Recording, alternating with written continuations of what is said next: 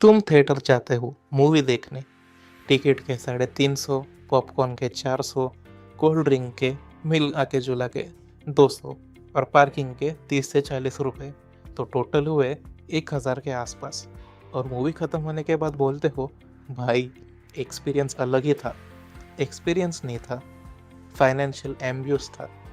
आज हम break down करेंगे कैसे बड़े सिनेमा चेन्स जैसे पीवीआर, आइनॉक्स और सिनेपोलिस पैसा कमाते हैं और कैसे वो तुम्हारी साइकोलॉजी को हैक करते हैं बिना तुम्हें पता चले।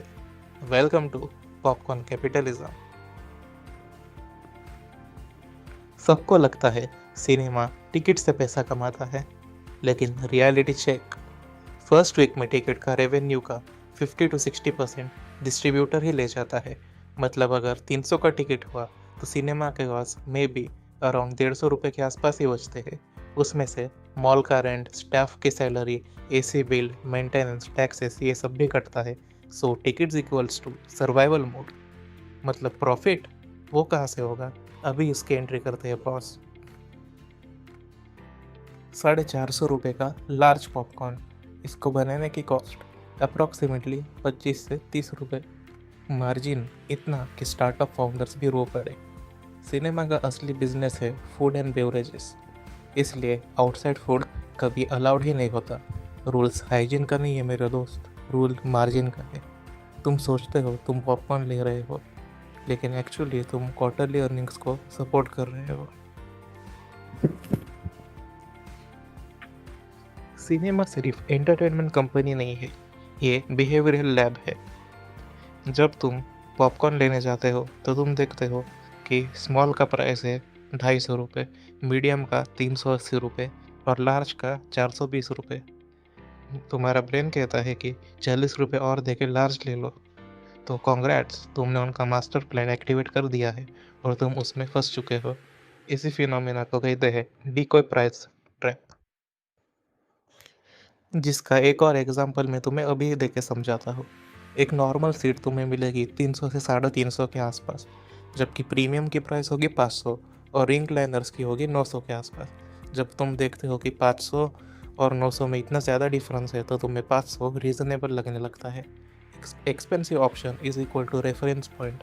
तुम सेविंग फील करते हो, लेकिन रियलिटी में तुम ओवर पे ही कर रहे होते हो। थिएटर्स में हमेशा अंधेरा होता है, जिस वजह से इमोशंस हाई हो जाते हैं और रैशनल थिंकिंग लो हो जाती है। अंधेरे में 450 रुपये का पॉपकॉर्न भी तुम्हें रीज़नेबल लगेगा, जबकि ब्राइट मॉल में तुम्हें ये सब चीज़ें फील नहीं होती है। पॉपकॉर्न की स्मेल हवा में सर्कुलेट की जाती है। तुम भूखे नहीं होते हो, लेकिन फिर भी तुम्हारी भूख ट्रिगर हो जाती है, जिस वजह से यहाँ नॉस्टैल्जिया फीलिंग भी काम करती है।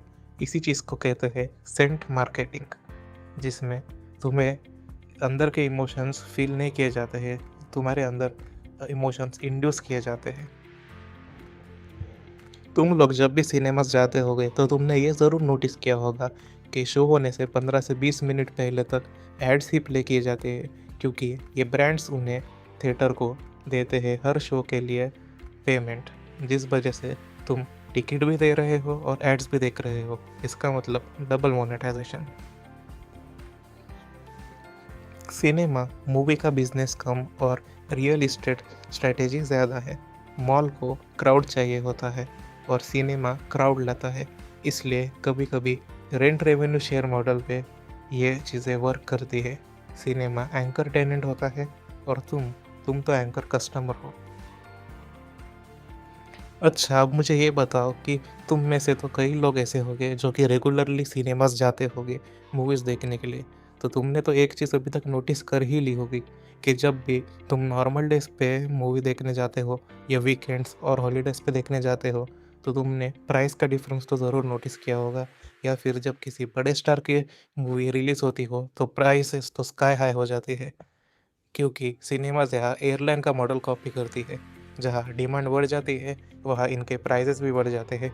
मॉर्निंग शोज़ की प्राइसेस काफ़ी कम होती है और वही तुम देखोगे तो इवनिंग शोज़ की प्राइसेस मॉर्निंग शोज़ के 5 से 6 गुना तक ज़्यादा बढ़ जाती है।